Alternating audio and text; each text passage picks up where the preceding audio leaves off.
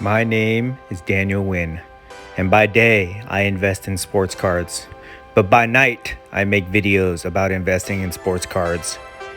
I am the great curator. Join me on my journey to break even in the hobby that we all love. Hello everyone, I'm the Great Curator and welcome to my channel. If this is the first time that you guys are visiting, thank you so much for stopping by. I really appreciate it. The reason I make these videos is for education. This is my fun and creative way to kind of give back to the community by sharing my opinions, my perspective, and my insight with you guys on these topics and issues that I'm discussing. It's my sincere hope that you guys will find value in these videos and continue to support this channel.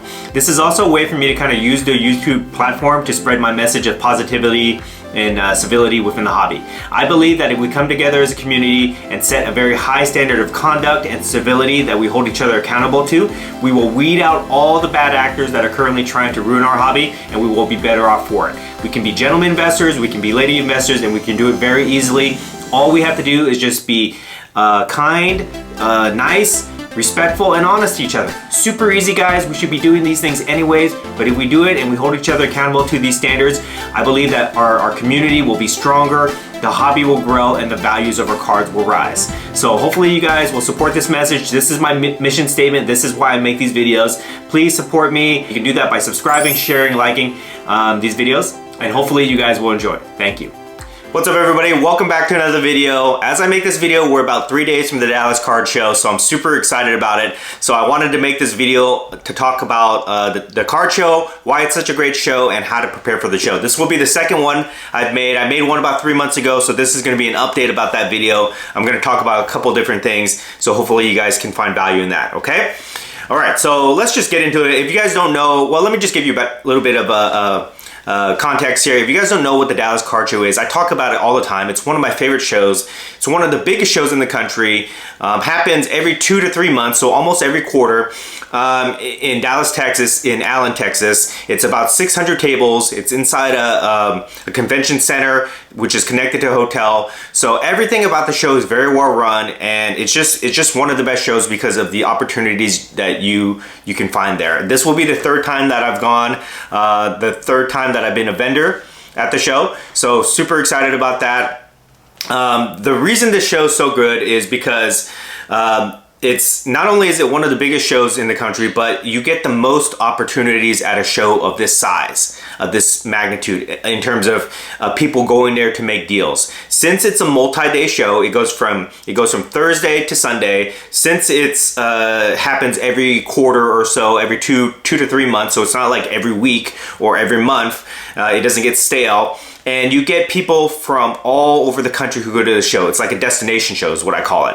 People from all over the country, from every state where there's collectors, there's a community, they all descend upon this show during this week in this one area. So you get the most opportunities. You get to see cards that you've probably never seen before because they're regional, right? I'm from Orange County, California, so I see a lot of Lakers, I see a lot of Chargers, Rams, Clippers cards, Angels, Dodgers, but I don't see a lot of Dallas stuff. So when I go to Dallas, I get to see Luka, Maverick stuff, Cowboy stuff. I don't get to see things from Florida, so the people who come from Florida, Tampa Bay, whatever other Florida teams out there, just wherever you are in the country, you bring your local stuff to Dallas, so you get to see different types of cards. You get more opportunities to bring those cards back to your area for the people that are looking for that kind of stuff. Also, people go there to spend money. You're not going to get a lot of people that are like kind of looky-loos where they go there and they just kind of look but they don't buy. Everybody that goes there pretty much, unless you're local to that area and you're just going for one day for fun, everybody goes there to make deals. So you're not going to have really situations where you can't move inventory, things like that. So there's a lot of opportunities there, okay? That's number one. Number two is that you can go there and you can move and change your inventory. So just like I was talking about where you bring your regional stuff there, somebody might want that. Somebody from a different part of the country might want your cards because they can't get those cards in their area. So it gives you an opportunity to move and change up your inventory. Whether you make a big profit on that or not, that's up to the specific deal itself, but you can change up inventory. I've gotten rid of a lot of cards that I could not move in my local area for months. I bring them to Dallas, people buy them. I don't know why. I don't know, maybe they've never seen it before. Maybe it's a good deal that I give them, but whatever it is, I can move a lot of inventory that I can't move back home. Here, I can move it at Dallas. So that is a great opportunity in itself, okay? And it allows you to change up your inventory so that you can bring new stuff back home and, you know, do well with it, okay? Next is that you can find different types of cards that you would normally never find in your local shows, like either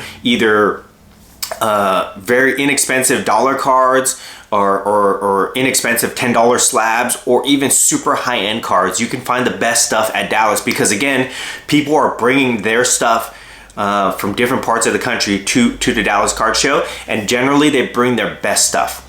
They're not usually, like, you don't go to Dallas and set up and bring just a bunch of dollar cards. You want to bring your best stuff, and some of that stuff is like really rare that you've never seen before. Some of it is like really high end, super expensive that you probably never buy, but you can at least admire it, take pictures of it, or things that people want to show off. And some things are just like one-of-a-kind special things that people just want to share with the community. So you're always finding new cards out there, which is a big selling point for me because I love to go see all that stuff. Finally, the last thing is that it is a learning experience when you go to Dallas. Dallas is a step up from your local card show. Believe me when I say that. No offense to your local card show, wherever that is, but Dallas is definitely a step up from that. So I've always had the mindset of every time I go to a card show, whether it's big or small, I'm gaining experience, I'm learning, I'm getting something out of it so that I can better my game in this card collecting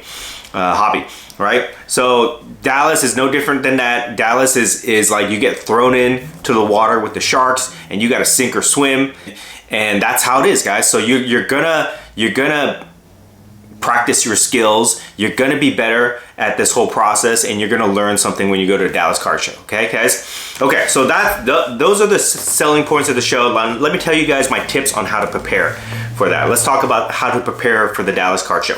Okay.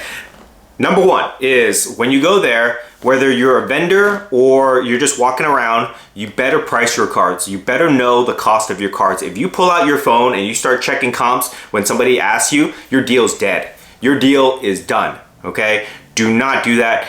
Spend a half hour, 1 hour before you go to the show, a night before, whatever, and price your cards, check your comps, do whatever you need to do, but make sure that you know the price. And then don't worry if the price changes, okay? Prices change all the time, every day, 5, 10%, whatever, right? It's not a big deal. Just price it so you can have a starting point, so you can have that discussion. And if you want to, you know, double check your numbers or anything like that, you can do it, but just make sure that when somebody asks you how much, you give them a price, all right? And you might want to even understand what your cost basis on that card is too, so that you have flexibility to negotiate with them, okay? So price your cards and figure out what the cost basis on that card is. It helps to have a little piece of paper where you write notes if you can't remember it in your head, but just know those numbers, okay? That's the first tip.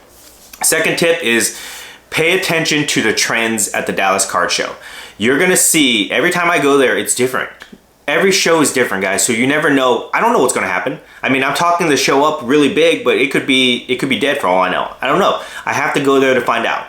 But when you go there, you can pay attention to the trends and you can kind of forecast where the hobby's going. This happens all the time. You know, a couple shows ago, everybody was talking about F1. This is before F1 became super huge, right? People were predicting the trends there. So same thing can happen this time. We can go there and we can say, oh, soccer. Soccer might be the big thing that everybody's talking about going into the World Cup this year. Whatever it is, you can pay attention to the trends. Pay attention to what the dealers bring, because you can see all these people from different parts of the country. You can see what they're bringing to see, or pay attention to what they're buying, right, guys? Whatever it is, if you want to try to jump in front of the next big wave of what everybody's collecting, the Dallas Card Show is a great tool for that, because it will allow you to see what's happening across the entire country, okay, from all these different vendors, all right? So that's number two. Number 3 is when you're making deals or when you're negotiating with people, consider all options. Don't just think to yourself, oh, if I have this card and I can't get the number I want for it, I'm not gonna sell it, right? You can get a card, you can get cash for that card and move that cash into different inventory and sell that inventory at a higher price profit than you could with your other card, okay? Just like Roth Cards always says, it's easier to move money into different money than it is to move inventory into different inventory. Okay, guys? So I think that's what he says. You get what I'm pointing, okay? If I misquoted him, don't roast me in the comments about that. But basically what he's saying is that it's easier to sell a card that you're losing on, buy a different card, and make up the difference with the new card rather than holding onto a card and just waiting for it to go up. All right, if you're in the flipping game and you like to change out your inventory, that's the way to do it. If you're in the holding game, then you don't care. You can hold a card forever, but just consider all opportunities. I've done deals where I've been down on a card, I've traded out of it, got some of my value back, got better cards for it, and then sold it at a profit in the same day, guys. All right, consider all options, whether it's cash, whether it's cash trade deals, my favorite, whether you're taking Bitcoin, whether you're doing whatever it is, consider all options and be flexible because you never know what will happen at the Dallas Card Show. Deals pop up everywhere, in the showroom, in the hotel lobby, in the hotel bar, everywhere, outside by the pool, everywhere deals are popping up. So you always have to, in the trade rooms, so you always have to be ready to go and consider all options, okay? Next tip is make sure that you network. Make sure that you take the time to network. One of the big parts of this hobby is that we are a community. We talk to each other. You guys watch me on YouTube. You guys interact with me on Instagram. Same thing that happens with everybody else in the hobby. We all are connected somehow, some way, right? So take the time to meet people, the people that you talk to on Instagram, see if you can meet up there, okay? Meet them in real life, shake their hands or not, whatever.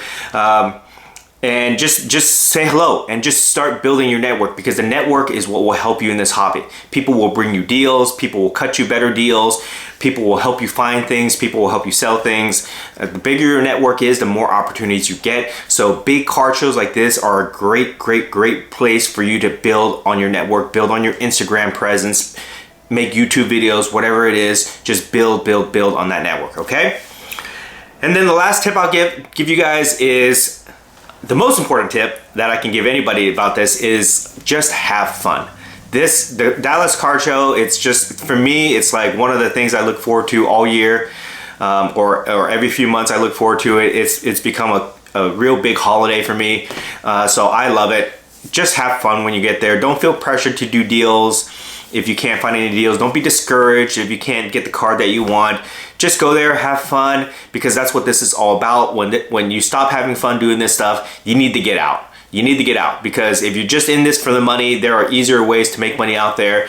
This is hard when it comes to that. But when it comes to fun, this is one of the best hobbies, activities you can do to have fun and accomplish that goal. So just remember, have fun when you're out there. And if you guys are out there, come by my table, say hello, hang out with me, let's talk, let's chat, let's meet each other in person. I want my table is going to be a meeting place, a staging ground for the Curator Army. So if you guys are out there, let me know, come by, say hello. I'd appreciate it, okay? All right, so those are all my tips for preparing for the Dallas Card Show. If you guys have any follow-up questions to that, you can ask me in the comments below. I will answer all the questions before the show.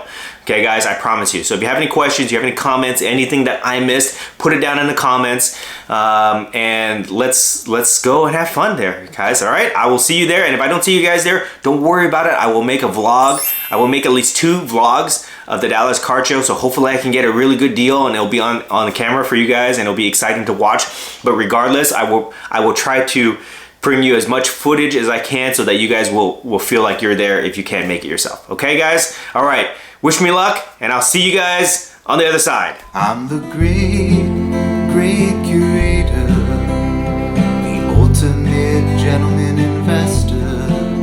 Yeah, the great curator always stays till the gold digging hour. So watch out, all you bad actors, 'cause you don't have